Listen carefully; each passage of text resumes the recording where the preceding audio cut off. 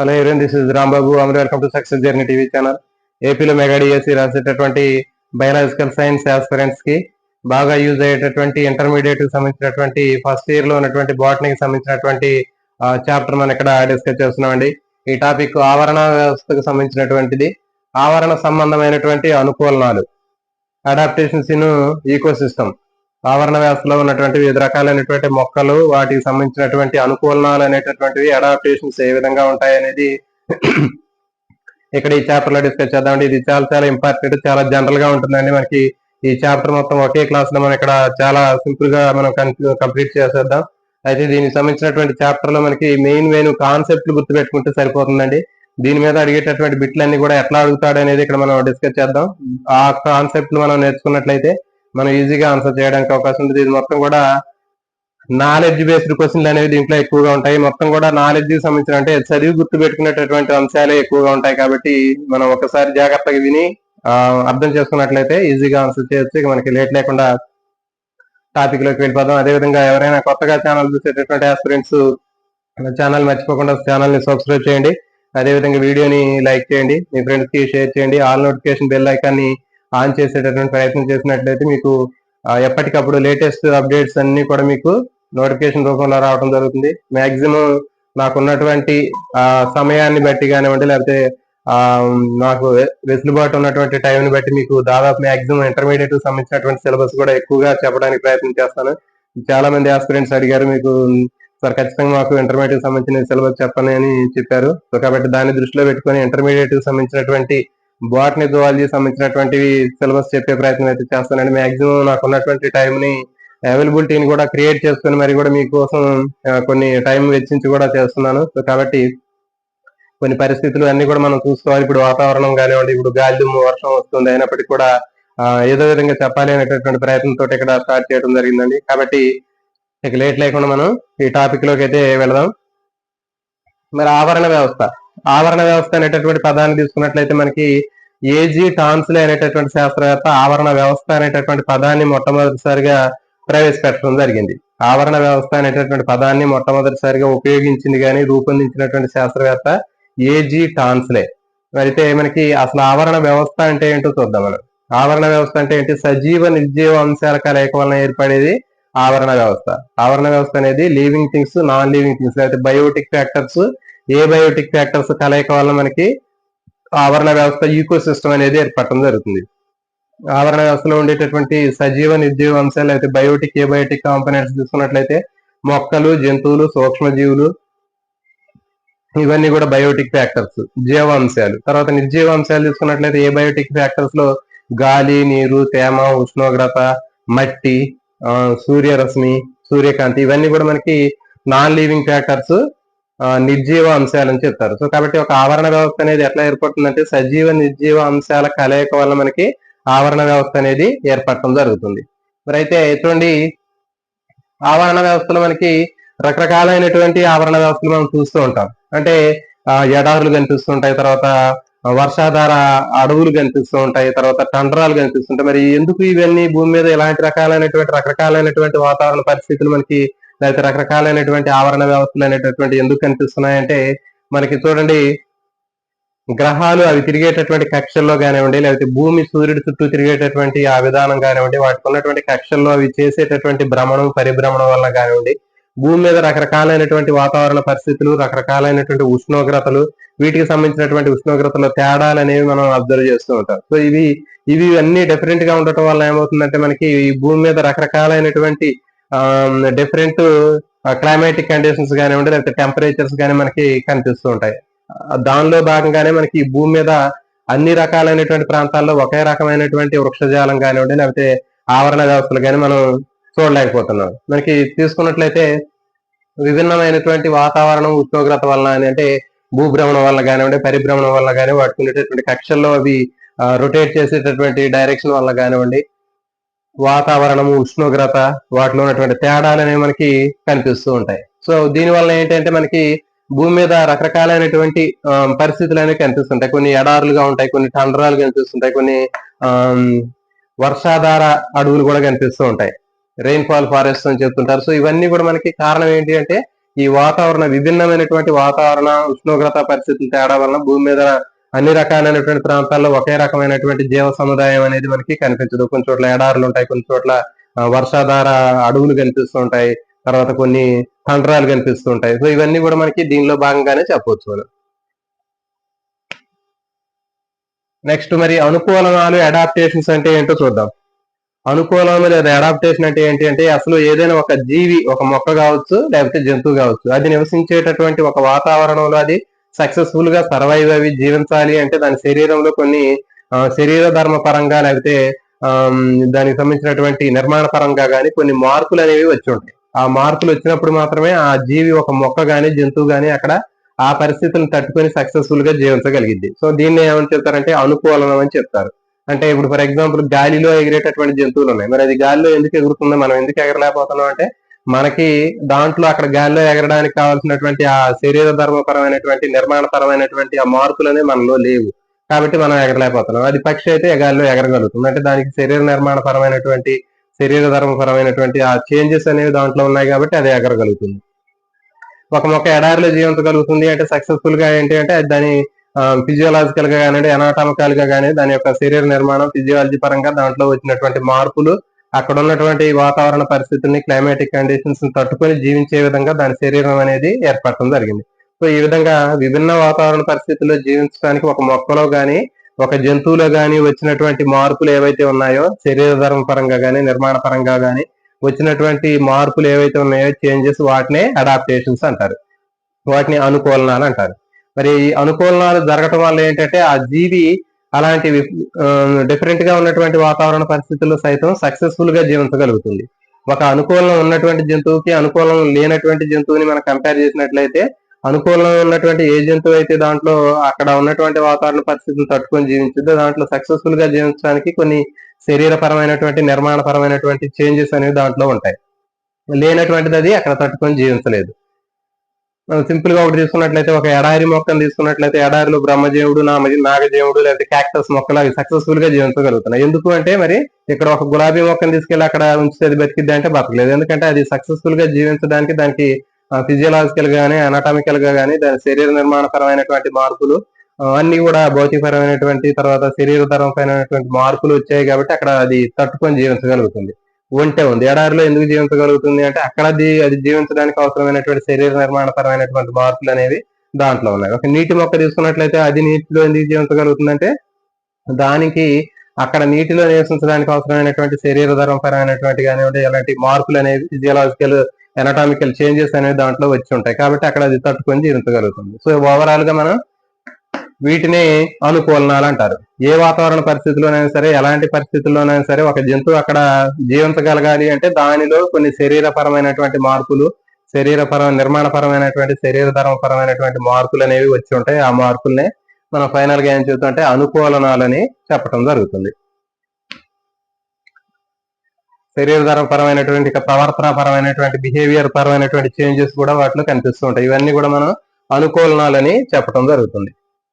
ఇప్పుడు చెప్పాం మనం బ్రహ్మజీవుడు, నాగజీవుడు మొక్కను తీసుకున్నట్లయితే మరి బ్రహ్మజీవుడు, నాగజీవుడు అనేటటువంటి మొక్కల్లో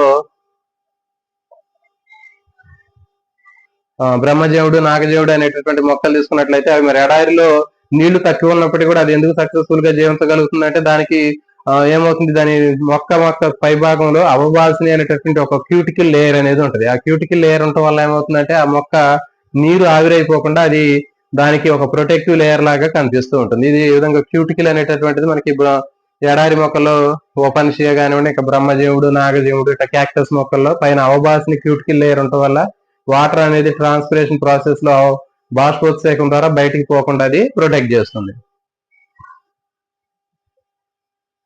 నెక్స్ట్ పత్తర రంధ్రాలు. ఎడారి మొక్కల్లో తీసుకున్నట్లయితే పత్తర రంధ్రాలు మనకి దాదాపు పగటి సమయంలో మూసుకొని ఉంటాయి.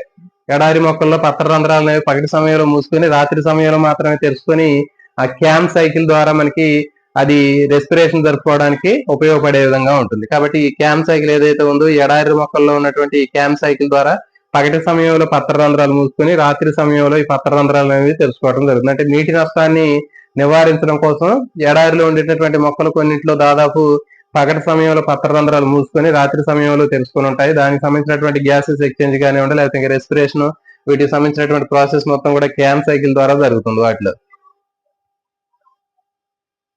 క్రాస్లేషన్ యాసిడ్ మెటబాలిజం అని చెప్తారు కదా. సో కాబట్టి ఆ క్రాస్లేషన్ యాసిడ్ మెటబాలిజం అనేటటువంటి ఆ ప్రాసెస్ లో డే టైం మొత్తం కూడా పత్రరంధ్రాలు మూసుకుని ఉండి రాత్రి సమయం మాత్రమే పత్రరంధ్రాలు అనేది తెరుచుకోవడం జరుగుతుంది. నెక్స్ట్ ఓపెన్షియా. ఓపెన్షియా అనేది తీసుకున్నట్లయితే దాంట్లో అసలు పత్రాలు అనేవి ఉండవండి. మరి కాబట్టి దాంట్లో పత్రాలు అనేవి కంప్లీట్ గా ఏమైతే అంటే ముళ్ళు లాగా మారతాయని చెప్పినాం. కంటకాలు, స్పైన్స్ లాగా ఇవి మోడిఫికేషన్ జరిగి ఉంటాయని చెప్పి మరి పత్రాలు నిర్వహించాల్సినటువంటి ఆ కిరణజన్య సంయోగక్రియకి సంబంధించినటువంటి ఆ ఫంక్షన్ మొత్తం విధి మొత్తం కూడా ఆ మొక్కల్లో ఏం చేస్తాయంటే పత్రాభకాండం అంటారు. దాంట్లో అంటే ఆ గ్రీనిష్ గా ఉన్నటువంటి ఆ స్టెమ్ ఏదైతే కనిపిస్తుందో అది పత్రం నిర్వహించే విధిని నిర్వహించడం జరుగుతుంది. మనందరం చూస్తూనే ఉంటాం. మనకి ఓపెన్షియాకి సంబంధించినటువంటి బ్రహ్మజీవుడు, నాగజీవుడు ఇలాంటి మొక్కలు తీసుకున్నట్లయితే దాంట్లో పత్రాలు అనే ముళ్ళుగా మారినప్పుడు కాండం అనేది గ్రీనిష్ గా ఉండి అది కిరణజన్య సంయోగక్రియ నిర్వహించేటటువంటి పాత్రను అది తీసుకోవడం జరుగుతుంది. సో కాబట్టి ఇది గుర్తుపెట్టుకోండి. ఓపెన్షియాలో పత్రాలు అనేవి ఉండవు. ఇది ఎడారి మొక్క. మరి పత్రాలు నిర్వహించేటటువంటి విధి అనేది అక్కడ కాండం నిర్వహించడం జరుగుతుంది. దీన్ని పత్రాభకాండం అంటారు. ఓపెన్షియాలో పత్రాలు అనేవి ముళ్ళులాగా మార్పు చెంది ఉంటాయి. అది చేసేటటువంటి పత్రాలు చేసేటటువంటి విధి ఇక్కడ దాంట్లో గ్రీనిష్ గా ఉన్నటువంటి కాండం ఏదైతే ఉందో దాన్ని పత్రాభకాండం అంటారు. అది నిర్వహిస్తుంది. సో ఇది గుర్తుపెట్టుకోండి. ఎడారి మొక్కల్లో పత్రరంధ్రాలు అనేవి మూసుకుని ఉంటాయి పగటి సమయంలో. కొన్నింటిలో అసలు అవబాసన అనేది పైన పొరలాగా ఉండి నీరు ఆవిరేవకుండా ఉంటుంది. తర్వాత ఓపెన్షియా మొక్కల్లో అసలు పత్రాలు అనేవి ఉండవు. ఆకు నిర్వహించేటటువంటి విధి కాండం నిర్వహించడం జరుగుతుంది. తర్వాత వచ్చేసి హీలియోఫైట్స్. ఎండలో పెరిగేటటువంటి మొక్కల్ని ఏమంటారంటే హీలియోఫైట్స్ అంటారండి. గుర్తుపెట్టుకోండి. ఇవి డైరెక్ట్ గా మనకి బిట్లే ఎట్లా అడుగుతాడండి. చూడండి, ఎండలో పెరిగేటటువంటి మొక్కల్ని హీలియోఫైట్స్ అంటారు. నెక్స్ట్ నీడలో పెరిగేటటువంటి మొక్కల్ని సియోఫైట్స్ అంటారు. నీడలో పెరిగేటటువంటి మొక్కల్ని సియోఫైట్స్ అంటారు. తర్వాత ఉప్పు నీటిలో పెరిగేటటువంటి మొక్కల్ని హాలోఫైట్స్ అంటారు. ఉప్పు నీటిలో పెరిగేటటువంటి మొక్కలు ఏవైతే ఉన్నాయో వాటిని హాలోఫైట్స్ అంటారు. రైజోఫరా ఎగ్జాంపుల్ రైజోఫరా. జనరల్ గా మనకి చూడండి రైజోఫరాలో అనేటటువంటి మొక్కలు మనకి వివి ప్యారీ అనేటటువంటిది కూడా ఉంటుందని గతంలో నేర్చుకున్నాం. అంటే ఏంటి అంటే మనకి ఆ రైజోఫోరా అనేటటువంటి మొక్కలో విత్తనాలు చెట్టు మీద నుంచి కింద పడిపోకముందే ఆ మొక్క మీద ఉన్నప్పుడే ఆ విత్తనాలు మొలకెత్తడం జరుగుతుంది. దాన్ని వివి ప్యారీ అని చెప్పడం జరుగుతుంది. శిశుత్పాదకత అనేటటువంటి వివి ప్యారీ అనేటటువంటి నిర్మాణం మనకి ఈ రైజోఫోరా మొక్కల్లో మనం చూడటం గమనించడం జరిగింది. సో కాబట్టి ఈ మూడు గుర్తుపెట్టుకోండి. ఎండలో పెరిగేటటువంటి మొక్కల్ని హీలియోఫైట్స్ అంటారు. నెక్స్ట్ నీడలో పెరిగేటటువంటి మొక్కల్ని సియోఫైట్స్ అంటారు. తర్వాత ఉప్పు నీటిలో పెరిగేటటువంటి మొక్కల్ని హాలోఫైట్స్ అంటారు. ఇవి డైరెక్ట్ గానే అడుగుతారండి బిట్లు. ఇక ఎండలో పెరిగే వాటిని హీలియోఫైట్స్ అంటారు. నీడలో పెరిగేటటువంటి సియోఫైట్స్ అంటారు. ఉప్పు నీటిలో పెరిగే వాటిని హాలోఫైట్స్ అంటారు. Example Rhizophora. Next Eugen Warming. Eugen Warming అనేటటువంటి శాస్త్రవేత్త మొక్కలని మొత్తం 3 రకాలైనటువంటి సముదాయాలుగా వర్గీకరించడం జరిగింది. అవి ఏంటి అంటే నీటి మొక్కలు. మొదటిది నీటి మొక్కలు, రెండవది మధ్య రకం మొక్కలు, మీసోఫైట్స్ అంటారు.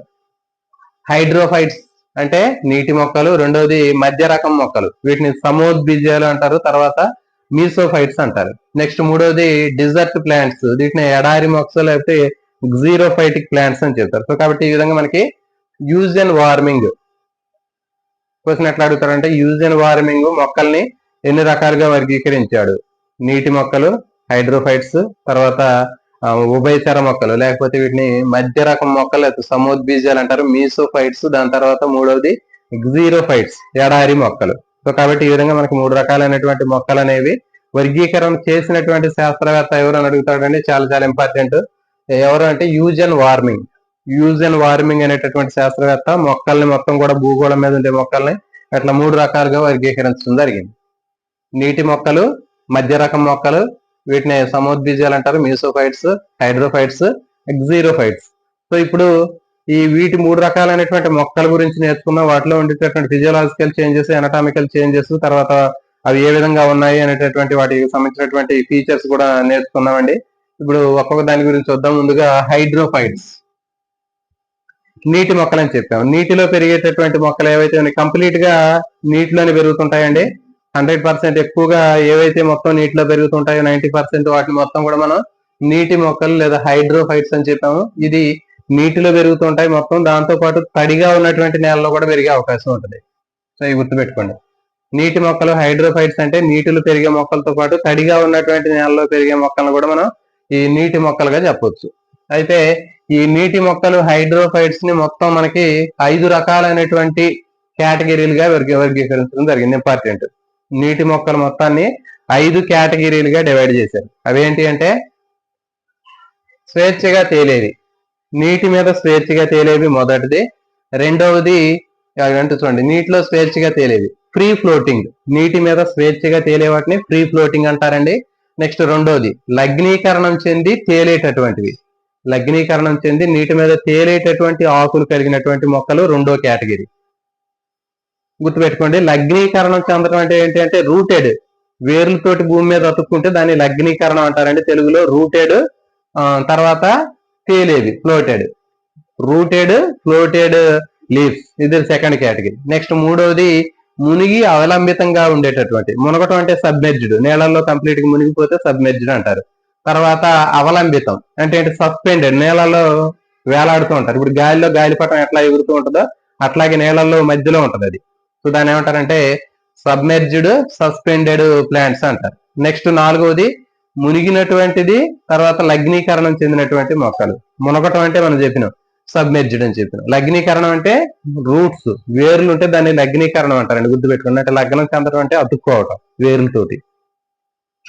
కాబట్టి ఇది నాలుగోది. తర్వాత ఐదోది ఉభయచర మొక్కలు.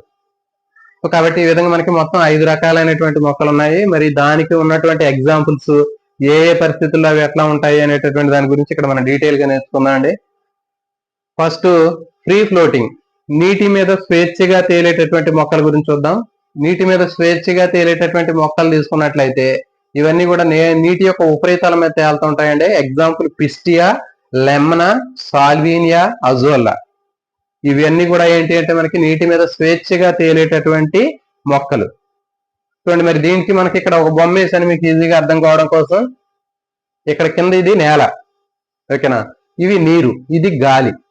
సో 3 రకాలైనటువంటి వాతావరణ పరిస్థితులు ఉన్న, కింద నేల, నీళ్లు, దానిపైన గాలి. సో ఈ 3 రకాలైనటువంటి కండిషన్స్ తీసుకున్నప్పుడు ఇది స్వేచ్ఛగా తేలేటటువంటి మొక్కలు ఏవైతే ఉన్నాయో ఫ్రీ ఫ్లోటింగ్, నీటి మీద తేలుతున్నాయి ఇక్కడ. మరి నీటి మీద తేలినటువంటి మొక్కలు వాటికి ఉన్నటువంటి వేర్లు నేలల్లో ఉంటాయి, అంటే వాటర్ తోటి కనెక్షన్ ఉంటుంది. అది పైన దేంతో కనెక్షన్ ఉంటుంది, గాలితోటి సంబంధం ఉంటుంది. ఇక్కడ గాలి నీటితోటి సంబంధం ఉంది చూడండి ఇక్కడ. అంటే స్వేచ్ఛగా నీటిలో తేలేటటువంటి, నీటి మీద తేలేటటువంటి మొక్కలు ఫ్రీ ఫ్లోటింగ్ ప్లాంట్స్ ఏవైతే ఉన్నాయో అవి గాలితోటి సంబంధాన్ని కలిగి ఉంటాయి. తర్వాత కింద ఉన్నటువంటి నీటితోటి కూడా సంబంధాన్ని కలిగి ఉన్నాయి. సో ఇవి ఈ విధంగా గుర్తుపెట్టుకోండి, గాలి నీరు. ఇది చూడండి, ఇక్కడ ఈ బొమ్మ చూస్తే మనకు అర్థమైపోతుంది. ఈ పైన గాలి ఉంది, గాలితో సంబంధం ఉంది. నీటి ఉపరితలం మీద తేలుతూ ఉంటాయి వేర్లతోటి, వేర్లు నేలల్లో ఉంటాయి. అంటే గాలితోటి కనెక్షన్ ఉంది, కింద నేలతోటి కనెక్షన్ ఉంది. ఇది స్వేచ్ఛగా తేలేటటువంటి example Pistia, Lemna, Salvinia, azolla. ఇవి కంప్లీట్ గా నీటి మీద తేలేటటువంటివి. వాటి వేర్లన్నీ కూడా నేలల్లో మునిగి ఉంటాయి, కింద నేలతో సంబంధం ఉండదండి. గుర్తుపెట్టుకోండి, ఇక్కడ స్వేచ్ఛగా తేలే వాటికి ఇక్కడ చూడండి, ఈ బొమ్మ చూస్తే మనకు అర్థమవుతుంది. నీటి మీద తేలుతున్నాయి, ఈ ఆకులన్నీ కూడా పైకి గాలిలో కలిసి కనపడుతూ ఉంటాయి. తర్వాత వేర్లన్నీ నేలల్లో ఉంటాయి, కానీ కింద ఉన్నటువంటి నేలతోటి ఎలాంటి సంబంధం ఉండదు దానికి. ఇది స్వేచ్ఛగా తేలేది. నెక్స్ట్ లగ్నీకరణం చెందుతూ తేలేటటువంటిది. చెప్పిన లగ్నీకరణం అనేటటువంటి పదం అంటే ఏంటి, వేర్లు అని అర్థం. వేర్లు మట్టిలో ఉంటాయి, తర్వాత ఇవి తేలుతాయి. వేర్లు మట్టిలో ఉండి మరి ఆ మొక్క ఆకులు నీటి పైన తేలుతుంది అంటే ఏంటి, మొత్తం మూడిటితో సంబంధం ఉంటది. వేర్లు నేలతో సంబంధం ఉంటది, దాని కాండాలు సన్నగా పొడవుగా ఉండి నీటితో సంబంధాన్ని కలిగి ఉంటాయి. తర్వాత దానికి ఆకులన్నీ కూడా నీటి మీద పైకి కనిపిస్తూ ఉంటాయి. సో కాబట్టి ఇక్కడ ఇది గుర్తుపెట్టుకోండి, లగ్నీకరణం చెంది తేలేటటువంటి మొక్కలు ఏవైతే ఉన్నాయో రూటెడ్ ఫ్లోటెడ్ ప్లాంట్స్, రూటెడ్ తర్వాత ఫ్లోటెడ్ లీవ్స్, లగ్నీకరణం చెంది తేలేటటువంటి ఆకులు కలిగినటువంటి మొక్కలు 3 రకాలైనటువంటి వాతావరణ పరిస్థితులతో సంబంధాన్ని కలిగి ఉంటాయి. అంటే కింద నేల, నీరు, పైన గాలి. 3 రకాలైనటువంటి వాతావరణ పరిస్థితులతో సంబంధం కలిగినటువంటి మొక్కలు ఏవి అంటే లగ్నీకరణం చెంది తేలేటటువంటివి. గుర్తుపెట్టుకోండి, rooted floated leaves plants. Example Nymphaea, Victoria. ఇది చూడండి, ఇక్కడ కింద నేల వేసాం, ఈ నేల దగ్గర నుంచి మొక్క బయలుదేరింది అంటే ఇక్కడ వేర్లన్నీ కూడా దీంట్లో ఉంటాయి. ఈ వేర్లన్నీ కూడా సాయిల్లో ఉంటాయి. దాని తర్వాత దీని యొక్క స్టెమ్స్ అన్ని కూడా కాండాలు ఇట్లా సన్నగా పొడవుగా వస్తాయి, ఇవి నీటిలో ఉంటాయి. నీటి ఉపరితలం దగ్గరికి వచ్చిన తర్వాత అక్కడ దానిపైన ఆకులు అనేవి ఉంటాయి. సో కాబట్టి ఇక్కడ మనకి కింద నేలతో సంబంధం ఉంది, నీటితో సంబంధం ఉంది, గాలితో సంబంధం ఉంది. ఈ 3 రకాలైనటువంటివి ఇది లగ్నీకరణం చెంది తేలేటటువంటి మొక్కలు. ఎగ్జాంపుల్ గుర్తుపెట్టుకోండి, నింపియా విక్టోరియా. నెక్స్ట్ మూడవది మునిగి అవిలంబితంగా ఉన్నటువంటి మొక్కలు. మునిగినటువంటివి అంటే మనం సబ్మెర్జ్డ్ అని గుర్తుపెట్టుకోండి. తర్వాత అవలంబితం అంటే సస్పెండెడ్. మునిగి ఉండి అవలంబితంగా అంటే ఏంటి, గాలిలో అటు ఇటుగా మనకి గాలిపటం ఎట్లా ఉంటుందో అట్లా నేలల్లో ఉంటాయి. ఇవి సస్పెండెడ్ గా ఉంటాయి. సస్పెండెడ్ గా అంటే పైన నీటి ఉపరితలం తోటి సంబంధం ఉండదు, కింద ఉన్నటువంటి సాయిల్ తో సంబంధం ఉండదు, మధ్యలో ఊగులాడుతూ కనిపిస్తూ ఉంటాయి. ఇది సబ్మెర్జ్డ్, సస్పెండెడ్ అంటే ఏంటి, కంప్లీట్ గా నేలల్లోనే ఉన్నాయి. చూడండి ఇక్కడ కింద ఇది నేల, ఇది నేల, ఇది పైన గాలి. అయితే ఈ మునిగి అవలంబితంగా ఉన్నటువంటి సబ్మెర్జ్డ్, సస్పెండెడ్ ప్లాంట్స్ అనేవి పైన ఉన్నటువంటి గాలితో సంబంధం లేదు, కింద ఉన్నటువంటి నేలతో సంబంధం లేదు, కేవలం నీటిలోనే అవి మధ్యలో సస్పెండ్ అయి కనిపిస్తూ ఉంటాయి, అవలంబితంగా వేలాడుతూ కనిపిస్తూ ఉంటాయి. ఎగ్జాంపుల్ ఏంటంటే హైడ్రిల్లా యూట్రిక్యులేరియా. సో ఇవి గుర్తుపెట్టుకోవాలంటే హైడ్రిల్లా అనేది ఏ రకమైనటువంటి మొక్క అని అడుగుతాడు. సో కాబట్టి ఇక్కడ ఈ 4 ఆప్షన్స్ ఖచ్చితంగా గుర్తుపెట్టుకోవాలి. ఆ టెక్స్ట్ బుక్ లో ఇంటర్మీడియట్ లో ఉన్నటువంటి అకాడమీ టెక్స్ట్ బుక్ లో ఉన్నటువంటి పేర్లు మొత్తాన్ని కూడా మీకు ఇక్కడ రాయటం జరిగింది. ఇవి మీరు బట్టి పెట్టడం లేకపోతే గుర్తు పెట్టుకోవడం ఏం చేస్తారో అనేది మనకి ఇక ఫైనల్ గా మనమే డిసైడ్ చేసుకోవాలి. కాబట్టి ఆ పేరు రావగానే ఖచ్చితంగా వాటికి సంబంధించినటువంటి టైటిల్, వాటి ఎగ్జాంపుల్ టైటిల్, ఇవి రెండు కూడా అటు ఇటుగా మీరు నేర్చుకున్నట్లయితే ఖచ్చితంగా మీరు ఆన్సర్ చేయగలుగుతారు. ఇలాంటివి కూడా గ్యారంటీగా వస్తాయండి. ఎందుకంటే మనకి ఈ ఏపీ సిలబస్ తీసుకున్నట్లయితే 8th 9th సంబంధించినటువంటి సిలబస్లు చాలా జనరల్ గా ఉన్నాయి. అకాడమీ బుక్లు నేను చూశాను, దాన్ని బట్టి ఇక్కడ నా ఒక ఒపీనియన్ చెప్తున్నాను. ఏంటి అంటే 8th 9th సంబంధించినటువంటి బుక్స్ కానివ్వండి, లేకపోతే 6th 7th లో ఉన్నటువంటి సైన్స్ సంబంధించినటువంటి బయాలజీ సంబంధించినటువంటి పోర్షన్స్ అన్ని కూడా చాలా డ్రైగా ఉన్నాయి. అంటే ఇక్కడ తెలంగాణలో ఉన్నంత స్టాండర్డ్ గా లేవు. సిలబస్ మొత్తం కూడా జనరలైజేషన్ చేసి ఉన్నాయి. మరి ప్రిపరేషన్ అనేది కూడా చాలా తొందరగా అయిపోద్ది 9th వరకు కూడా. మరి 10th క్లాస్ అంటే కొంచెం ఇద్దరికి కూడా సేమ్, ఏపీ తెలంగాణలో సేమ్ ఉంది. కానీ ఇంటర్మీడియట్ లో మరి ఇక్కడ మనకి ఇచ్చినటువంటి టాపిక్ ని బేస్ చేసుకుని చదువుతున్నాం కాబట్టి, మనకి ఇంటర్మీడియట్ అన్నాడు కాబట్టి ఇంటర్మీడియట్ మీద ఎక్కువ ఫోకస్ చేస్తే మీకు ఎక్కువ మార్కులు స్కోర్ చేయడానికి అవకాశం ఉంటుంది. అందుకనే నాకు తెలిసి ఇంటర్మీడియట్ లో ఎక్కువ సిలబస్ ఇవ్వడానికి ప్రధానమైనటువంటి కారణం ఏంటంటే, మరి స్కూల్ అసిస్టెంట్ రేంజ్ లో మనం ప్రిపేర్ అవ్వాలి అంటే మనకి సబ్జెక్ట్ తెలిసి ఉండాలంటే ఇప్పుడు మీకు 8th 9th లో ఉన్నటువంటి స్టాండర్డ్ అనేది చాలా తక్కువగా ఉంది. కాబట్టి ఇంటర్మీడియట్ లో మొత్తం టెక్స్ట్ బుక్స్ మొత్తం చదవమని చెప్పడానికి ప్రధానమైనటువంటి ఉద్దేశం అది. కానీ ఇక్కడ తెలంగాణలో తీసుకున్నప్పుడు గతంలో జరిగినటువంటి డిఎస్సీలో వాటికి సంబంధించినటువంటి లింక్ టాపిక్స్ మీద అడగడం జరిగింది. ఎందుకంటే ఆల్రెడీ మనకి 8th 9th సంబంధించినటువంటి స్టాండర్డ్ బుక్స్ ఉన్నాయి కాబట్టి వాటికి రిలేటెడ్ గా ఉన్నటువంటి టాపిక్స్ ఇవ్వడం జరిగింది. సో కాబట్టి మీరు ఇంటర్మీడియట్ లో బుక్లు మాక్సిమం ఎక్కువ చదివినట్లయితే మీకు ఎక్కువ స్కోర్ చేయడానికి అవకాశం ఉంటుంది. ఆ బుక్ ను దాటి అయితే పోవడం, ఉన్నటువంటి ఇన్ఫర్మేషన్ ని మీరు ఎక్కువగా నేర్చుకోవడానికి ప్రయత్నం చేయండి. అంటే మీరు సిలబస్ మొత్తాన్ని కూడా లైన్ టు లైన్ చదవాల్సినటువంటి అవసరం లేదు. ఆ కాన్సెప్ట్లు మనం చదువుకోవాలి. ఇప్పుడు చూడండి, ఇవి ఉన్నాయి, నీటి మొక్కలు ఉన్నాయి. ఈ నీటి మొక్కల్లో మనకి ఏ రకం ఉంది, దాని ఎగ్జాంపుల్ ఏంటి, ఎగ్జాంపుల్ దానికి సంబంధించినటువంటి వెరైటీ, దాన్ని మనం అట్లా చదువుకుంటూ పోవాలి. ఇక్కడ మీకు బోర్డు మీద రాసినటువంటి మొత్తం కూడా అనాలిసిస్ చేసి రాయడం జరిగింది. ఆ విధంగా మీరు ప్రిపేర్ అవ్వండి. లైన్ టు లైన్ చదవాలి అనేటటువంటి కాన్సెప్ట్ అనేది మనకి ఇంటర్మీడియట్ లో ఉండదు. ఎందుకంటే అక్కడ మనకి కాన్సెప్ట్ అనేది చాలా ఇంపార్టెంట్ కాబట్టి మనకి మీరు కాన్సెప్ట్ ఓరియంటెడ్ గా చేసుకుని చదువుకోండి.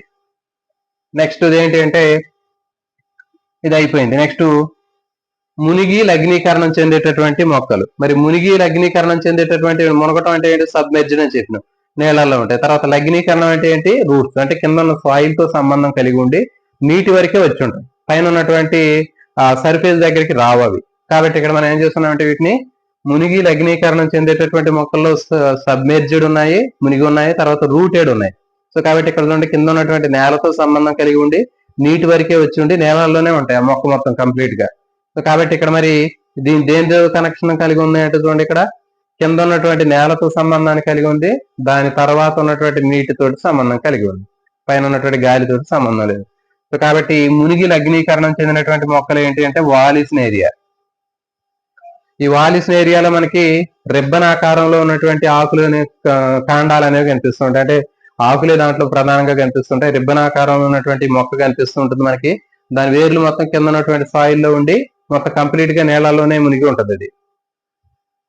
సో ఇది లగ్నీకరణం చెంది మునిగి ఉండేటటువంటి మొక్కలు. ఇవి నేల నీటితో సంబంధాన్ని కలిగి ఉంటాయి. నెక్స్ట్ ఇంకోటి ఐదో రకమైనటువంటిది ఏంటంటే ఉభయచర మొక్కలు. మరి ఈ ఉభయచర మొక్కలు అనేటటువంటి ఏంటంటే కంప్లీట్ గా నీళ్లు ఉన్నప్పటికీ కొన్నిసార్లు నీళ్లు ఉంటాయి, కొన్నిసార్లు నీళ్లు ఉండకపోవచ్చు. కాబట్టి ఇలాంటివి నీటిలో ఉభయచరమైనటువంటి మొక్కలు తీసుకున్నట్లయితే ఆంఫీబియస్ ప్లాంట్స్ అంటారు. మనకి ఇంకా బెస్ట్ బాగా తెలిసినటువంటి ఏంటి అంటే మనకి వాటిని ఏం చెప్తారు, మాంగ్రూవ్ ప్లాంట్స్. మాంగ్రూవ్ మొక్కలు తీసుకున్నట్టయితే మాంగ్రూవ్ మొక్కల్లో మనకి వాతావరణం అక్కడ ఎట్లా కనిపిస్తుంది అంటే నీళ్లు కొంచెం బురదగా ఉంటాయి, నీళ్లు ఉంటాయి, ఒక్కొక్కసారి సగం నీళ్లు పై నీళ్లలో ఉంటాయి, సగం బయటికి కనిపిస్తుంటది మొక్క భాగం. సో ఆ విధంగా మనకి ఉభయచర మొక్క అంటే మీరు దాన్ని గుర్తుపెట్టుకోండి. ఉభయచరానికి సంబంధించినటువంటి మొక్కలు అనేవి మనకి మాంగ్రూవ్ మొక్కలు కూడా ఉభయచరాలకు సంబంధించినటువంటి ఆంఫీబియస్ ప్లాంట్స్ గా మనం గుర్తించుకోవచ్చు.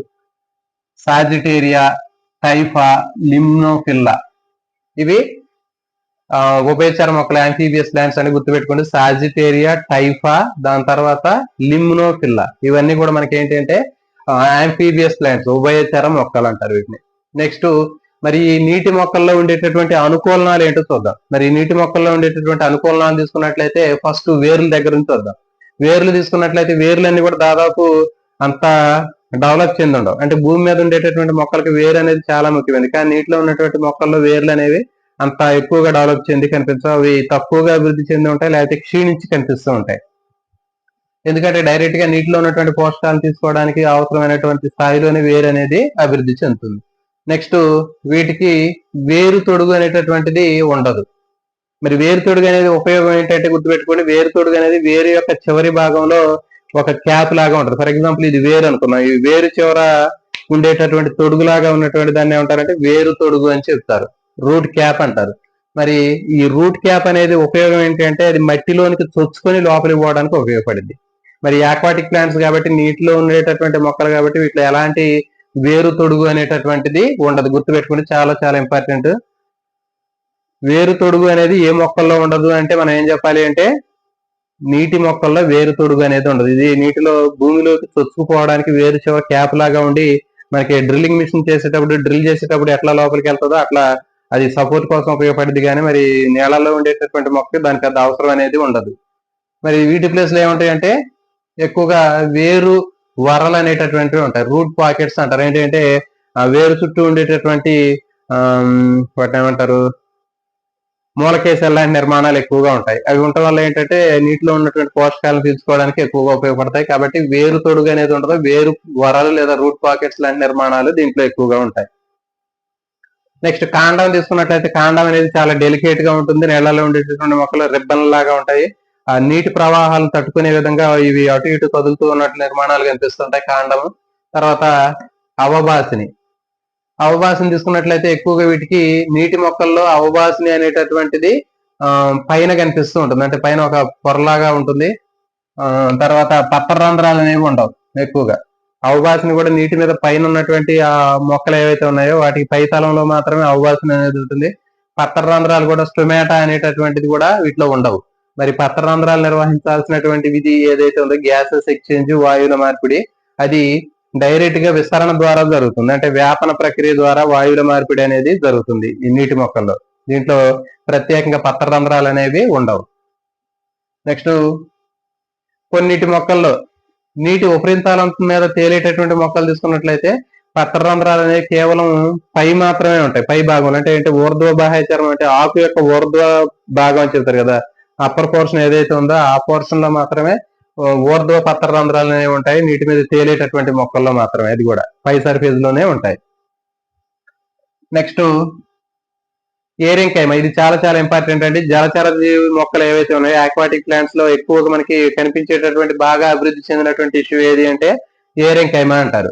అంటే వాయుగత మృదు కణజాలం లేకపోతే వాతాయుత మృదు కణజాలం అని చెప్పాము. అంటే ఏంటంటే వీటిలో ఉన్నటువంటి కాండాలు కానివ్వండి, బోలుగా ఉన్నటువంటి గొట్టాలలాగా ఉన్నటువంటి కాండం ఉంటది, దాంట్లో గాలి గదులు లాంటివి ఉంటాయి, ఎయిర్ దాంట్లో ఫిల్ అయి ఉంటది. అది ఉండటం వల్ల ఏమవుతుందంటే మొక్క నేలలో మునిగిపోకుండా అది నేలలో ఫ్లోట్ అవడానికి ఉపయోగపడుతుంది. ఇది చాలా చాలా ఇంపార్టెంట్ అండి. ఏరింకైమ లేకపోతే వాయుగత మృదు కణజాలం లేకపోతే వాతాయుత మృదు కణజాలం అంటారు. ఇది నీటి మొక్కల యొక్క ప్రత్యేక లక్షణం. నెక్స్ట్ వీటిలో దారువు పోషక కణజాలం చాలా క్షీణించి ఉంటాయి, చాలా తక్కువ స్థాయిలో అభివృద్ధి చెంది కనిపిస్తూ ఉంటాయండి.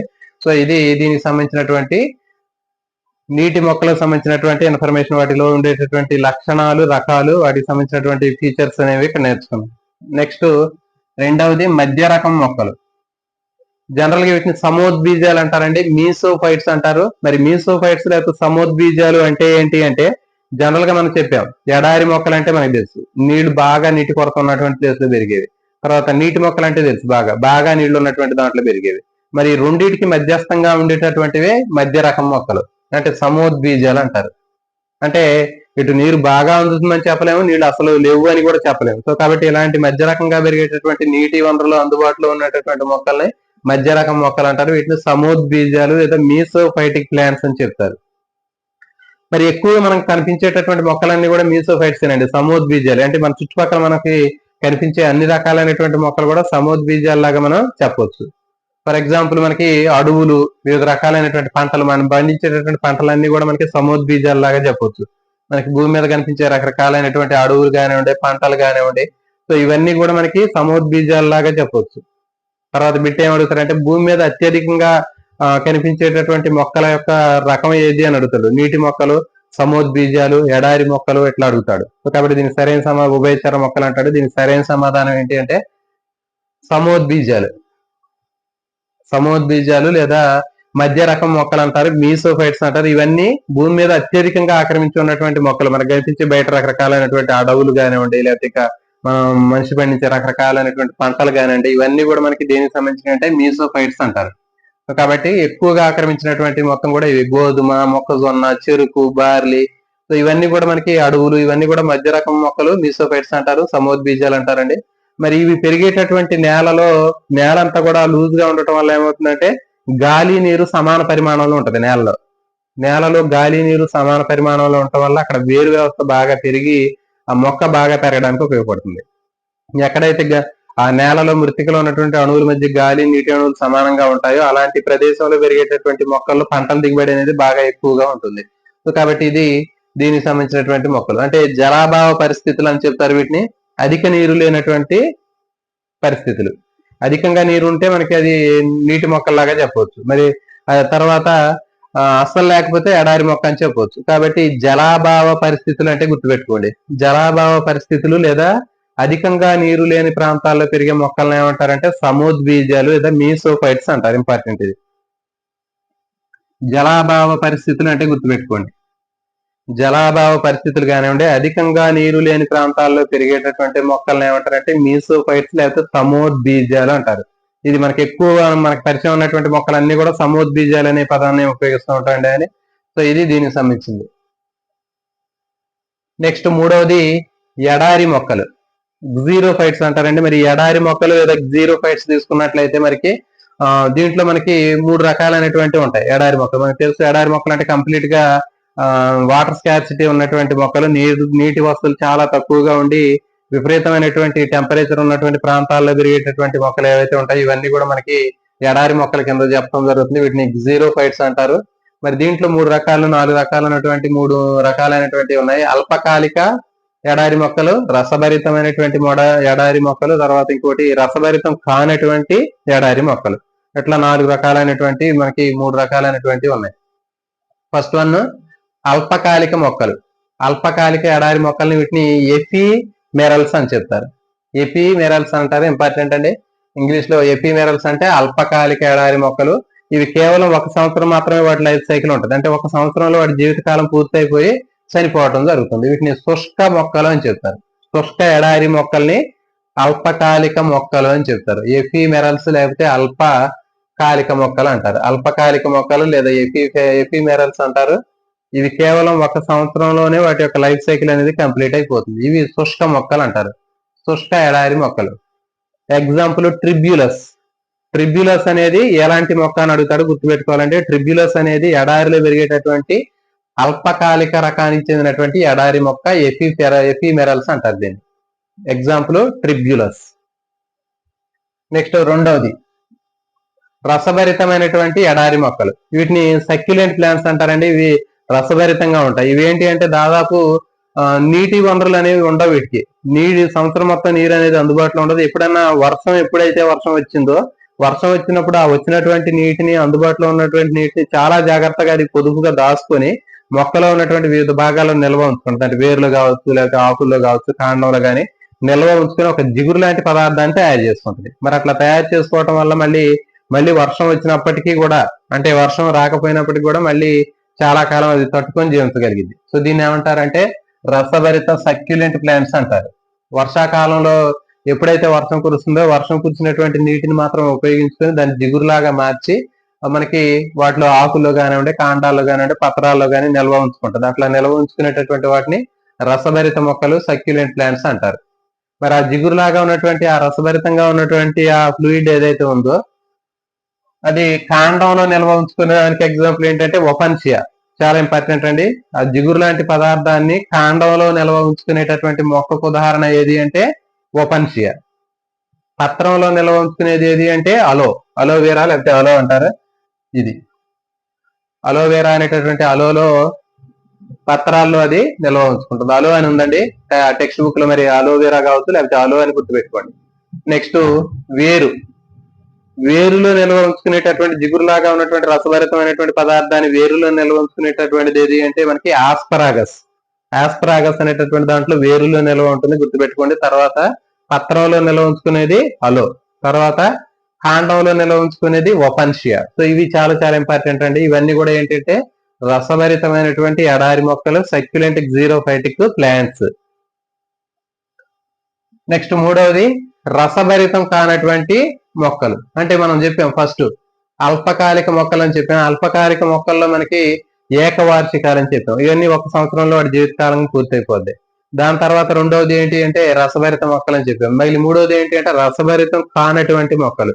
సో వీటిలో ఏంటి అంటే ఇవి బహువార్షికాలు, పెద్ద పెద్ద చెట్లులాగా కనిపిస్తూ ఉంటాయి. ఇవన్నీ బహువార్షికాలు, చెట్లులాగా కనిపిస్తూ ఉంటాయి. వీటిలో ఎలాంటి రసభరితమైనటువంటి పదార్థం ఉండదు. వాటిలాగా రసభరితమైనటువంటి పదార్థాలు జిగురు పదార్థాన్ని స్టోర్ చేసుకుంటుందని చెప్పాం కదా. మరి దీంట్లో అలాంటిది స్టోరేజ్ చేసేటటువంటి టిష్యూ అనేటటువంటిది ఏముండదు, అట్లాంటి స్టోరింగ్ అనేది ఏముండదు. ఎగ్జాంపుల్ ఏంటంటే కాజురైనా పెద్ద పెద్ద చెట్లులాగా కనిపిస్తుంటాయి, మనకి తుమ్మ చెట్లులాగా కనిపిస్తూ ఉంటాయి. ఎగ్జాంపుల్ ఏంటంటే కాజురైనా. సో ఇది గుర్తుపెట్టుకుంటే రసభరితం కానటువంటి ఎడారి మొక్కలన్నీ కూడా బహువార్షికాలే. రసభరితమైనటువంటి ఎడారి మొక్కలన్నీ కూడా మనకి కొంచెం అంటే కేవలం ఏకవార్షికం అని చెప్పలేము, కొన్ని ఎక్కువ సంవత్సరాలు ఉంటాయి అవి. రసభరితం కానటువంటి మాత్రం బహువార్షికాలు, గుర్తుపెట్టుకోండి. ఎగ్జాంపుల్ కాజురైనా. మరి అనుకూలనాలు తీసుకున్నట్లయితే ఎడారి మొక్కల్లో ఉండేటటువంటి అనుకూలనాల్లో వేరు తీసుకున్నట్లయితే ఫస్ట్ వేరులో మనకి వేరే వ్యవస్థ బాగా అభివృద్ధి చెందుతుంటుందండి. ఎడారి మొక్కల్లో వేరు అనేది బాగా అభివృద్ధి చెంది ఉండి ఎక్కువ శాఖోపశాఖలుగా విస్తరించి భూమి ఇసుకలోకి లోపలికి పోయి చాలా ఎక్కువ దూరంలో ఆ నీటిని ఎక్కువగా అబ్జర్వ్ చేసే విధంగా వేరు అనేది బాగా అభివృద్ధి చెంది ఉంటుంది. నెక్స్ట్ కాండం తీసుకున్నట్టయితే కాండం అనేది ఎక్కువ ఎడారి మొక్కల్లో ఆకుపచ్చగా కనిపిస్తుంటుంది. అంటే పత్రాలు ముళ్ళులాగా మార్పు చెందడం వల్ల కాండం అనేది గ్రీనిష్ గా ఉండి కిరణజన సమీకరణ జరిపేటటువంటి విధంగా మనకి కనిపిస్తూ ఉంటుంది. నెక్స్ట్ బహుళ బాహ్య చర్మం ఉంటుంది. అంటే బాహ్య చర్మం అనేది మల్టిపుల్ లేయర్స్ లాగా ఉంటుంది, ఎక్కువ పొరలాగా ఉంటుంది. బహుళ బాహ్య చర్మం అంటారు. ఇది ఎడారి మొక్కల్లో ఉండే ప్రత్యేక లక్షణం. నెక్స్ట్ పత్ర రంధ్రాలు అనేవి కేవలం అదో బాహ్య చర్మంలోనే ఉంటాయండి, గుర్తుపెట్టుకోండి. అదో బాహ్య చర్మంలోనే పత్ర రంధ్రాలు కలిగినటువంటి మొక్కలు ఏవి అంటే ఎడారి మొక్కలు. ఊర్ధ్వ బాహ్య చర్మంలోనే ఉన్నటువంటి పత్ర రంధ్రాలు కలిగినటువంటి మొక్కలు ఏవి అంటే ఆక్వాటిక్ ప్లాంట్స్. నీటిలో తేలేటటువంటి మొక్కలకి పై భాగాన మాత్రమే పత్ర రంధ్రాలు ఉంటాయి. అదే ఎడారి మొక్కల్లో అయితే కేవలం ఆకు యొక్క అదో బాహ్య చర్మలో లోయర్ సర్ఫేస్ ఏదైతే ఉందో ఆ లోయర్ సర్ఫేస్ లో మాత్రమే మనకి పత్ర రంధ్రాలు ఉంటాయి. నెక్స్ట్ దిగబడినటువంటి పత్ర రంధ్రాలు. ఇది చాలా చాలా ఇంపార్టెంట్ అండి. ఎడారి మొక్కల్లో దిగబడినటువంటి అంటే లోపలిగా డెప్త్ గా ఉంటాయి, లోపలిగా గుంటల్లో ఉన్నటువంటి లేకపోతే దిగబడినటువంటి పత్ర రంధ్రాలు దేంట్లో ఉంటాయి అని అడుగుతాడు. అది చాలా చాలా ఇంపార్టెంట్. ఇదేంటి అంటే ఎడారి మొక్కల్లో దిగబడినటువంటి పత్ర రంధ్రాలు అనేవి కనిపిస్తుంటాయి, చాలా లోపలికి ఉంటాయి అవి. నెక్స్ట్ దీంట్లో నాళికా పుంజాలు అనేవి బాగా అభివృద్ధి చెంది, అంటే నాళిక కణజాలం, దారువు పోషక కణజాలం బాగా అభివృద్ధి చెంది ఉంటుంది ఎడారి మొక్కల్లో. మరి వాటితోటే కదా ప్రసరణ మొత్తం జరిగేటటువంటిది, కాబట్టి ఈ దారువు పోషక కణజాలానికి సంబంధించిన నాళిక కణజాలం బాగా అభివృద్ధి చెందుతుంది. సో ఇది ఈ విధంగా మనకి యూజన్ వార్మింగ్ ఇచ్చినటువంటి వర్గీకరణ ప్రకారం మనకి నీటి మొక్కలు, తర్వాత సమోద్బీజాలు, తర్వాత ఎడారి మొక్కలు, హైడ్రోఫైట్స్, తర్వాత మీసోఫైట్స్, తర్వాత జీరోఫైట్స్ అనేటువంటివి వాటికి సంబంధించినటువంటి ఫీచర్స్ ఇక్కడ నేర్చుకోవడం జరిగింది. నెక్స్ట్ ఇంకో టాపిక్ ఏంటంటే అనుక్రమం, సక్సెషన్. దీని మీద కూడా ఎక్కువ బిట్లు అడుగుతుంటాడండి. మరి గతంలో కూడా తెలంగాణలో ఉన్నటువంటి డిఎస్సిలో కూడా వీటి మీద బిట్లు అడగడం జరిగింది. ఈ టాపిక్ గురించి కూడా మనం ఇక్కడ చూద్దామండి. దీని గురించి ఎక్కువ డెప్త్ గా అయితే లేదు. అనుక్రమం లేదా సక్సెషన్ అంటే జనరల్ గా చూడండి, ఏదైనా ఒక ప్రదేశంలో మనకి కొన్ని చిన్న చిన్న గడ్డి మొక్కలు కనిపిస్తూ ఉంటాయి. మరి ఒక 5 సంవత్సరాల తర్వాత 10 సంవత్సరాల తర్వాత ఆ గడ్డి మొక్కలు కొంచెం పెద్ద పెద్ద పొదల్లాగా కనిపిస్తుంటాయి ఆ ప్లేస్ లో.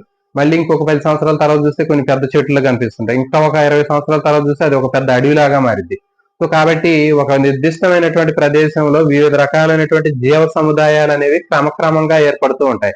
కాలక్రమంలో వివిధ రకాలైనటువంటి జీవ సముదాయాలు అనేటటువంటి మొక్కలు ఆక్రమిస్తూ ఆ వాటి ప్లేస్ లో మరొక రకమైనటువంటి జీవ సముదాయాలు వస్తూ చివరికి శాశ్వతంగా ఉన్నటువంటి ఒక అడవి లాంటి నిర్మాణం ఏర్పడుతూ ఉంటుంది. సో దీన్ని ఏమంటారంటే జీవావరణ అనుక్రమం అని చెప్తారు. ఈకలాజికల్ సక్సెషన్ అంటారు.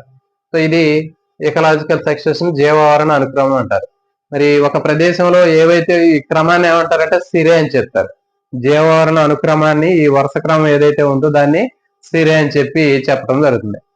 ఆ మధ్యలో ఉండేటటువంటి దశల్ని సిరల్ స్టేజెస్ అంటారు. డైరెక్ట్ తెలుగులో కూడా అట్లా ఉంటుంది. అనుక్రమ దశలు అంటారు, సిరల్ స్టేజెస్ అంటారు వాటిని. ఈ మొత్తాన్ని కూడా అనుక్రమం అంటారు, సిరే అని చెప్పడం జరుగుతుంది. సో దీన్ని చూడండి, మరి ఈ అనుక్రమం అనేది ముఖ్యంగా 2 రకాలుగా ఉంటుంది. ప్రాథమిక అనుక్రమము, ప్రైమరీ సక్సెషన్, సెకండరీ సక్సెషన్ అంటారు. ద్వితీయ అనుక్రమము, ప్రాథమిక అనుక్రమము. మరి ప్రాథమిక అనుక్రమం అంటే ఏంటి చూడండి, అంటే అంతకుముందు గతంలో ఎలాంటి మొక్కలు గాని జీవజాలం గాని లేనటువంటి ప్రాంతంలో మొట్టమొదటిసారిగా ఏ జీవజాలం అయితే అక్కడ ఎస్టాబ్లిష్ అవుతుందో దాన్ని ప్రాథమిక అనుక్రమం, ప్రైమరీ సక్సెషన్ అని చెప్పడం జరుగుతుంది. ఫర్ ఎగ్జాంపుల్, నగ్గన శిలలు అంటే బండరాళ్ల మీద నగ్గన శిలలు అనేటువంటి రాళ్ల మీద అప్పుడే మనకి జీవజాలం అనేది పెరుగుతుంది, అదొకటి. తర్వాత జీవులు లేనటువంటి ప్రదేశాలు, నగ్గన శిలలు కానివ్వండి, లేకపోతే జీవులు ఎలాంటి జీవులు లేనటువంటి మొక్కలు జంతువులు లేని ప్లేస్ లో మొట్టమొదటిసారిగా ఏవైతే అక్కడ ఎస్టాబ్లిష్మెంట్ కమ్యూనిటీ జరుగుతుందో ఆ కమ్యూనిటీ ఎస్టాబ్లిష్మెంట్ జరిగినటువంటి మొట్టమొదటి ఆ మొక్కల సముదాయాన్ని ఏమంటారంటే ప్రాథమిక అనుక్రమం అంటారు. అంటే గతంలో ఎలాంటి మొక్క ఉండకూడదండి అక్కడ. మొట్టమొదటిసారిగా ఏ కమ్యూనిటీ అయితే అక్కడ మొక్కలు ఎస్టాబ్లిష్మెంట్ జరిగిందో దాన్ని ఏమంటారంటే ప్రైమరీ సక్సెషన్, ప్రాథమిక అనుక్రమం అని చెప్తారు. తర్వాత ఇంకా చూడండి, కొత్త సరస్సులు కానివ్వండి, రిజర్వాయర్లు కానివ్వండి, ఇంకా లావా ద్రవం. ఇప్పుడు చూడండి, లావా ద్రవాన్ని పొంగి ప్రవహించిన తర్వాత అది మొత్తం కూడా చల్లారిన తర్వాత మొట్టమొదటిసారిగా ఆ లావా ద్రవం పొంగిన తర్వాత వచ్చినటువంటి మొక్కలు ఏవైతే ఉన్నాయో ఆ ప్రదేశంలో పెరిగినటువంటి మొక్కలకు సంబంధించినటువంటి ఆ కమ్యూనిటీ ఏదైతే ఉందో ఆ జీవ సముదాయము మొక్కలకు సంబంధించినటువంటి దాన్ని ప్రాథమిక అనుక్రమం అంటారు. సో ఇది ప్రాథమిక అనుక్రమం. అంతకుముందు ఏది ఉండకూడదు, ఎలాంటి మొక్కలకు సంబంధించినటువంటి ఎలాంటి సముదాయం కానివ్వండి, ఎలాంటి కమ్యూనిటీ కానీ ఏమీ ఉండదు. కేవలం మొట్టమొదటిసారిగా కనిపించేటటువంటి జీవజాలం ఏదైతే ఉందో ఆ జీవ సముదాయాన్ని ప్రాథమిక అనుక్రమం అంటారు. తర్వాత ద్వితీయ అనుక్రమం.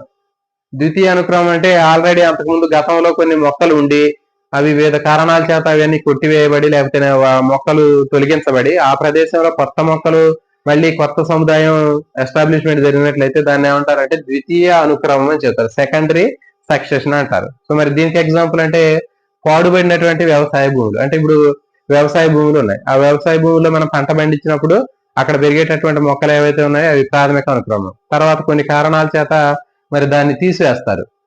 మరి అట్లా తీసివేసిన తర్వాత అది పంటలు పండడానికి అనుకూలంగా లేదని వదిలేసిన తర్వాత దాని మీద మళ్ళీ ఏవైతే మొక్కలు పెరుగుతాయో దాన్ని సెకండరీ సక్సెషన్ అంటారు, ద్వితీయ అనుక్రమం.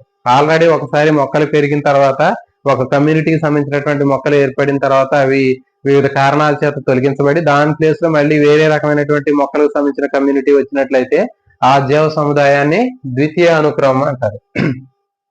ఇంకా చూడండి, మనకి అడవులు ఉంటాయి.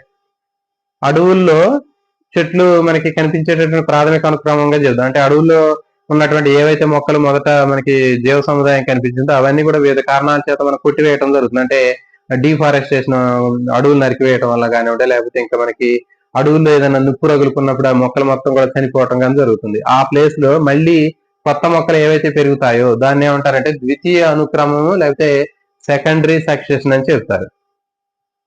పాడుబడినటువంటి వ్యవసాయ భూములు లేకపోతే మనకి నాశనం అయిపోయినటువంటి అడవుల ప్లేస్ లో మళ్ళీ కొత్త మొక్కలు రావటం అనేది ఎలాంటి అనుక్రమం అంటే సెకండరీ సక్సెషన్, ద్వితీయ అనుక్రమం అంటారు.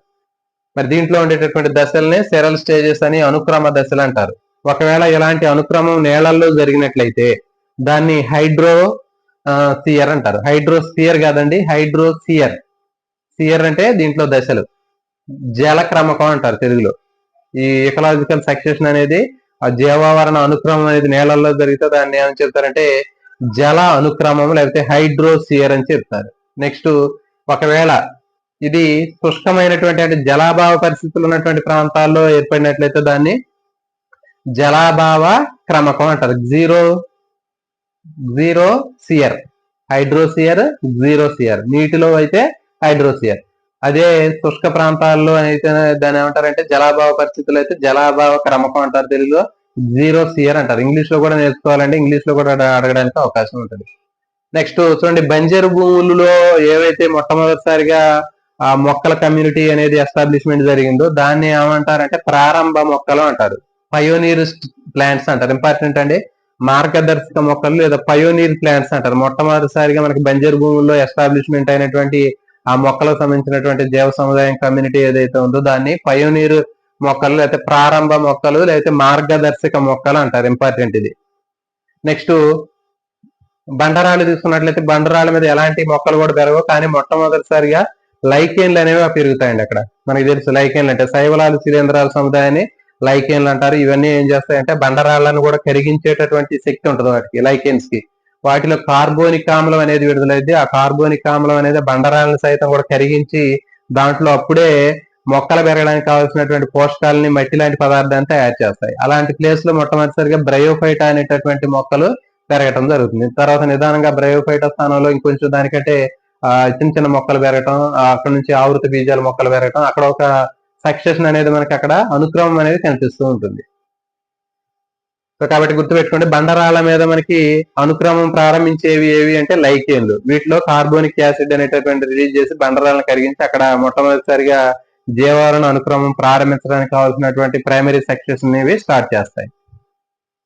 నెక్స్ట్ నీటిని తీసుకున్నట్టయితే నీటిలో మనకి వృక్ష ప్లవకాలు అనేవి ఉంటాయండి. ఫస్ట్ మరి ఆ వృక్ష ప్లవకాలు మొట్టమొదటిసారిగా ఈ జీవావరణ అనుక్రమాన్ని ప్రారంభిస్తాయి. దాని ప్లేస్ లో తర్వాత తేలే ఆవృత బీజ మొక్కలు వస్తాయి. దాని తర్వాత లగ్నం చెందేటటువంటి మొక్కలు గడ్డి మొక్కలు ఉంటాయి, వేర్లతోటి ఉంటాయని చెప్పాం. అవి ఆ లగ్నం చెందేటటువంటి మొక్కలు గడ్డి మొక్కలు ఉంటాయని చెప్పాం. వాటి ప్లేస్ లో మళ్ళీ కొంతకాలం తర్వాత పెద్ద వృక్షాలు ఏర్పడటం జరుగుతుంది అదే ప్రదేశంలో. తర్వాత అది ఒక అరణ్యం లాగా మారుతుంది. సో అంటే ఫస్ట్ మనకి ఒక నీటి ఆవరణలో తీసుకున్నట్టయితే ఒక చెరువు లాంటి ప్రదేశంలో ముందు నీరు ఉన్నప్పటికీ కూడా అది కొంతకాలం తర్వాత అది ఒక పెద్ద అడవిలాగా మారుతుంది ఫైనల్ గా. కాబట్టి దాన్ని ఏమంటారంటే చివరిగా ఉండేటటువంటి దశని చర్మ దశ అంటారు, క్లైమాక్స్ స్టేజ్ అంటారు. చర్మ దశ లేదా క్లైమాక్స్ స్టేజ్ అంటారు. ఈ క్లైమాక్స్ స్టేజ్ అనేది దాన్ని మళ్ళీ వేరేది ఏది కూడా రీప్లేస్ చేయదు, అదే లాస్ట్ ఎక్కడ. అంతకంటే తర్వాత వేరే మొక్కలు కూడా వాటి ప్లేస్ లో అవి రీప్లేస్ అనేవి చేయవు. అంటే ఒకవేళ అవి మొత్తం కూడా తగలబట్టం కానీ నరికివేయటం కానీ జరిగితే మళ్ళీ అప్పుడు అక్కడ సెకండరీ సక్సెషన్ అనేది స్టార్ట్ అవుతుంది. కానీ ఇది మనకి సక్సెషన్ లో లాస్ట్ స్టేజ్ ఏది అడుగుతాడు, చాలా ఇంపార్టెంట్ అండి, చర్మ దశ అంటారు. స్టార్టింగ్ లో ఉండేటటువంటి మొక్కల్ని పయోనీర్ మొక్కలు, ప్రారంభ మొక్కలు అంటారు. ఇంపార్టెంట్. సో ఇది వృక్ష ప్లవకాలు, దాని తర్వాత తేలి ఆవృత బీజ మొక్కలు, దాని తర్వాత లగ్నం చెందేటటువంటి మొక్కలు గడ్డి మొక్కలు, దాని తర్వాత వృక్షాలు, అది ఒక అరణ్యంగా మారుతుంది, అది లాస్ట్. ఇప్పుడు ఈ మొత్తాన్ని కూడా మనం ఒక సీక్వెన్స్ అనేది ఉందండి, చాలా చాలా ఇంపార్టెంట్. ఈ సీక్వెన్స్ కూడా డైరెక్ట్ గా అడుగుతాడు. సరైనటువంటి అనుక్రమానికి సంబంధించి సరైనటువంటి వరుస క్రమాన్ని గుర్తించండి అంటాడు. అదేంటి అంటే వృక్ష ప్లవకాలు, దాని తర్వాత మునిగే మొక్కలు, దాని తర్వాత మునిగి తేలేటటువంటి మొక్కలు, వాటి తర్వాత రీడ్ స్వాంప్ మొక్కలు అంటారు. తర్వాత మార్ష్ మెడో దశ అంటారు దీన్ని, అంటే బురద నీటి మైదానం దశ. ఇంగ్లీష్ లో అయితే మార్ష్ మెడో స్టేజ్ అంటారు. దాని తర్వాత స్క్రబ్ దశ అంటారు, పొదల దశ. సో ఈ విధంగా మనకి ఈ దశలు అనేవి చాలా చాలా ఇంపార్టెంట్. ఈ సీక్వెన్స్ అని గుర్తుపెట్టుకోండి. వృక్ష ప్లవకాలు, ఫైటోప్లాంక్టన్స్, తర్వాత submerged plants, submerged floating plants, దాని తర్వాత రీడ్ స్వాంప్ స్టేజ్, దాని తర్వాత మార్ష్ మెడో స్టేజ్, తర్వాత స్క్రబ్ స్టేజ్. సో ఇవి చాలా చాలా ఇంపార్టెంట్ అండి. ఈ దశలు సరైనటువంటి వరుస క్రమంలో మనం గుర్తించుకోవాలి. ఈ సీక్వెన్స్ కూడా అడగడానికి అవకాశం ఉంటుంది. సో ఇది ఖచ్చితంగా అనుక్రమానికి సంబంధించినటువంటి ఇకలాజికల్ సక్సెషన్ సంబంధించినటువంటి 100% ఒక బిట్ అనేది గ్యారంటీగా వచ్చిందండి ఈ టాపిక్ మీద నుంచి. సో కాబట్టి దీనికి సంబంధించినటువంటి ఇన్ఫర్మేషన్ కానివ్వండి, మీరు ఇంకొంచెం నేర్చుకోవడానికైనా ప్రయత్నం చేయండి. మ్యాక్సిమం అయితే ఎంతకంటే ఎక్కువ ఇవ్వడు. బాటనీలో ఉన్నటువంటి ఫస్ట్ ఇయర్ లో ఉన్నటువంటి ఆ టెక్స్ట్ బుక్ లో ఉన్నటువంటి సిలబస్ లోనే వీటికి సంబంధించినటువంటి ఇన్ఫర్మేషన్ అనేది ఎక్కువగా ఇవ్వడానికి అవకాశం ఉంటుంది. వీటిలో ప్రారంభ మొక్కలను ఏమంటారు, తర్వాత పైనీరు మొక్కలు అంటే ఏంటి, తర్వాత ఈ వరుస క్రమాన్ని గుర్తించండి అడుగుతాడు, లేకపోతే రాళ్ల మీద అనుక్రమాన్ని ప్రారంభించేది. దీనికి సంబంధించినటువంటి ఇన్ఫర్మేషన్ మీరు గ్యాదర్ చేసుకుని బిట్లు ప్రాక్టీస్ చేసినట్టయితే మీరు 100% వీటిని ఆన్సర్ చేయగలుగుతారు. సో ఇది ఈ రోజు టాపిక్ అండి. మళ్ళీ నెక్స్ట్ టాపిక్ లో మళ్ళీ ఇంకొక టాపిక్ లో మనం కలుసుకుందాం. లైవ్ లో వచ్చినటువంటి ఆస్పిరెంట్స్ అందరికి కూడా ఆల్ ది బెస్ట్ అండి. మీ యొక్క ప్రిపరేషన్ ని సీరియస్ గా స్టార్ట్ చేయండి. మాక్సిమం మాకు అవకాశం ఉన్నంత వరకు నేను మీకు చెప్పడానికి ప్రయత్నం చేస్తానండి.